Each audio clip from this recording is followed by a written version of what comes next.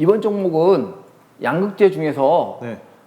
4위 업체인 코스모 신소재인데 왜 많고 많은 종목 중에 굳이 4위 종목을 갖고 오신 거죠?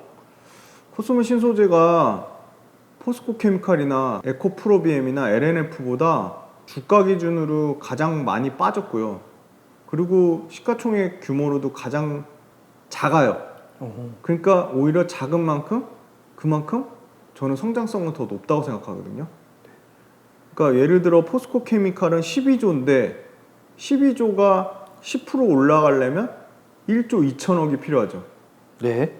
근데 코스모 신소재는 1조 4천억이니까 10% 올라가려면 1,400억이 필요하죠. 그러네요. 그러니까 몸집이 더 가볍죠. 네. 근데 코스모 신소재는 똑같은 양극재 업체예요. 근데 코스모 신소재는 여러 가지 가능성이 있다고 봐요. 코스모 신소재는 GS의 반개 계열사 중에 하나예요. GS그룹 아시죠? 네, 알죠.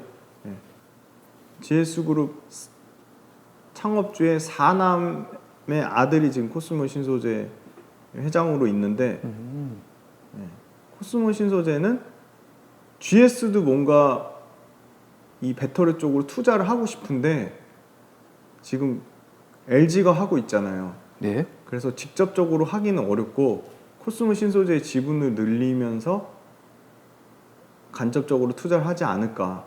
그래서 코스모 신소재가 앞으로의 실적 성장 가능성은 매우 높다고 보고 있고, 그리고 주가 측면에서도 상대적으로 많이 LNF나 에코프로비엠에 비해서 덜 알려져 있어서 오히려 더 기회가 있지 않나 그렇게 생각해서 좀 다른 사람들이 투자 안 하는, 그런데 메가트렌드 성장하는 산업에는 속해 있는 코스모 신소재를 가져와 봤습니다. 아, 네.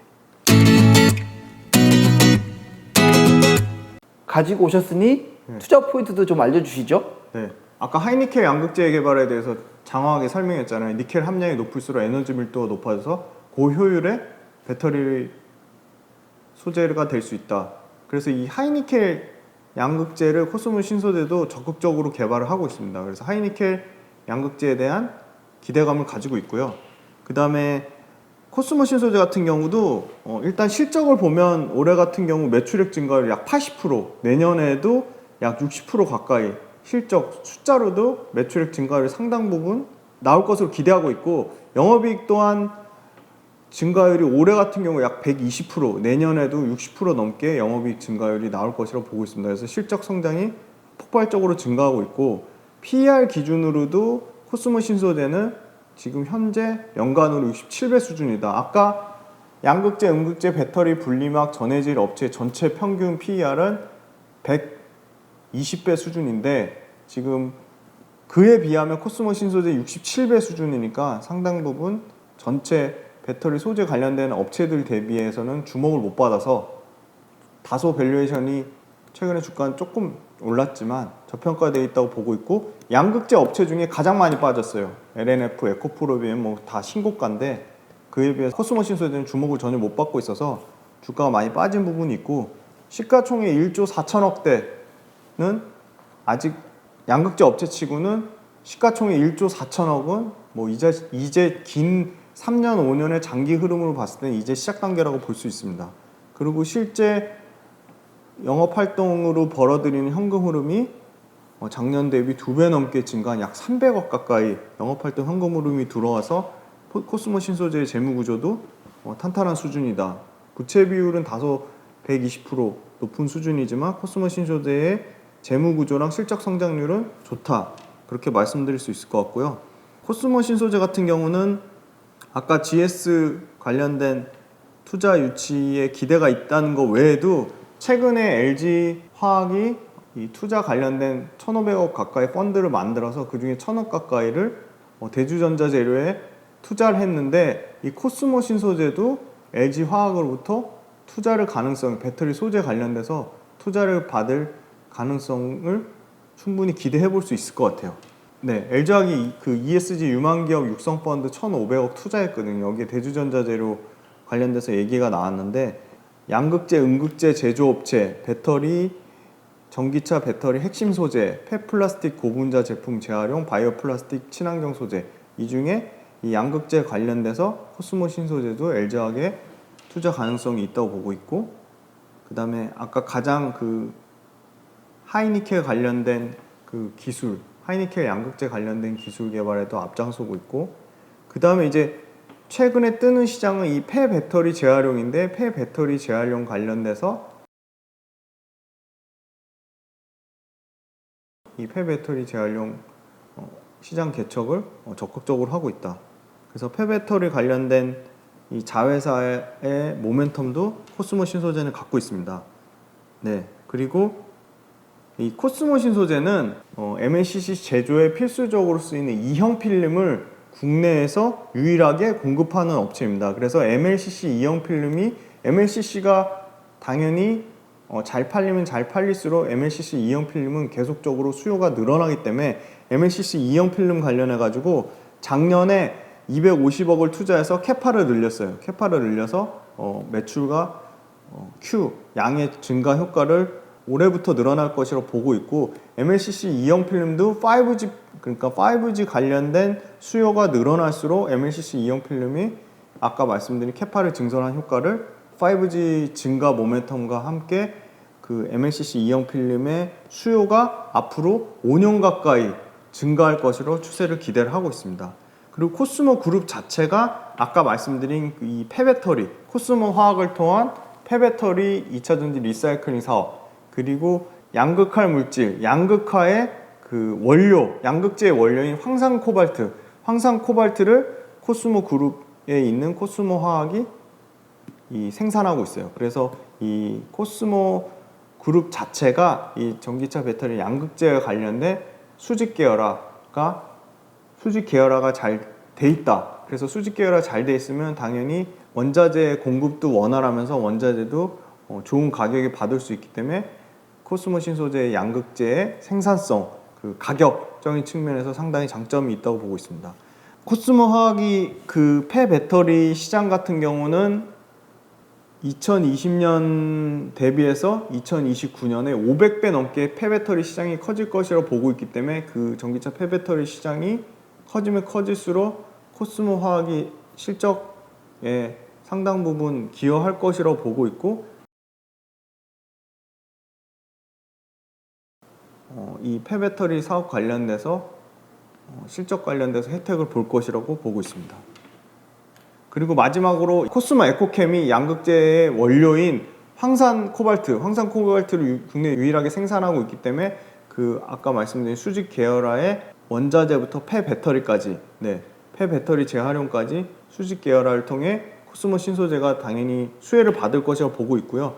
2020년 기준으로 코스모 신소재의 양극재 생산 능력은 10,000톤인데 삼성 SDI하고 LG 에너지 솔루션을 주요 고객으로 가지고 있어요. 근데 생산 캐파 때문에 SK 이노베이션을 못 받는 거지, 기술적인 수준이 낮거나 뭐 기술적인 진입 장벽 때문에 코스모 신소재가 SK 이노베이션으로부터 수주를 못 받는 것이 아니기 때문에 연간 생산 능력을 코스모 신소재가 5만 톤까지 늘릴 걸로 지금 예상을 하고 있기 때문에 연간 생산 능력이 늘어나면 당연히 기존의 삼성 SDI, LG 에너지 솔루션 외에 SK 이노베이션까지, 고객사까지 확대될 것으로 기대하고 있습니다. 그래서 아까 말씀드린 기본적인 양극재 생산 캐파 증설의 모멘텀, 그리고 기존 캐시카우인 국내에서 유일하게 생산하는 MLCC 2형 필름이 5G 수요와 맞물려서 캐시카우로서 실적이 잘 증가한다는 점, 이 실적 증가가 매출액 증가율, 영업이익 증가율로 숫자로 실제 찍힌다는 점, 그 다음에 상대적으로 양극재 업체 대비 다른 LNF, 에코프로비엠 대비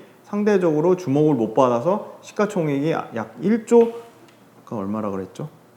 1조 4천억대 상당히 낮은 수준이라는 거. 그래서 그만큼 시가총액 확장의 기회가 있다는 거. 그리고 마지막으로 GS그룹의 그 반개 회사, GS그룹 사남의 자녀가 한다는 점에서 GS그룹의 투자 유치 가능성, 그리고 LG 에너지 솔루션, LG화학이 그 1,500억 규모의 ESG 관련된 펀드를 만들었는데 그 부분에 관련돼서도 충분히 코스모 신소재도 투자를 받을 수 있다. 그리고 앞부분에 계속적으로 공통적으로 설명드린 전기차 시장에서 가장 소재 중에 가장 규모가 큰 양극재 시장의 성장성은 계속 커지고 있다. 그리고 양극재 시장에서 앞으로 계속 비중이 가장 커질 하이니켈 양극재 관련돼서 코스모 신소재도 잘 개발하고 있다. 그게 핵심 투자 포인트가 되겠습니다.